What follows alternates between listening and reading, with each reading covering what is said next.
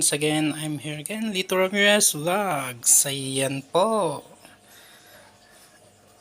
Our videos for today is magluluto po tayo ng sari-saring gulay na naman po, na masustansya. Ayan, no? Gulang lang po yan. Ayan, kahit hindi po kompleto yung mga gulay po natin, masarap po yan, guys. Ayan, no? Siyempre, ayan, may talong. May talong po tayo. Okra, sitaw, ampalaya.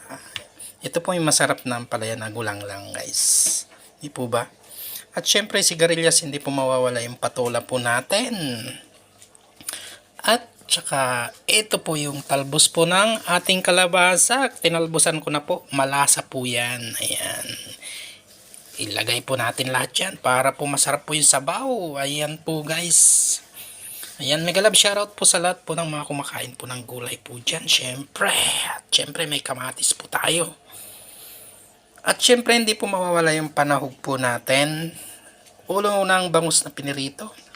Saka syempre meron po tayong sibuyas at saka luya. Yan lang po ay lalagay po natin para po malasa. Huwag po masyadong damihan ng mga ricados para original po talaga yung lasa. Suwabing-suwabi po yan pag naluto po, guys. Ayan.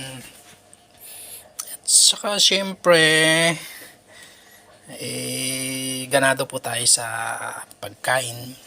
Lalo po pagka mga gulay po ang uulamin po natin. At saka syempre pampalasa po yung isasahog po nating ulo ng bangus. At syempre yung pinakamalasa po dyan na sabaw niya, yung talbos ng kalabasa po, guys. Ayan. Yung mga hindi pa po nakapag-subscribe sa akin, please like, share, and subscribe. Lito Ramirez Vlogs. Maraming salamat po sa mga sumusuporta po sa aking YouTube channel. Love na love ko po kayong lahat.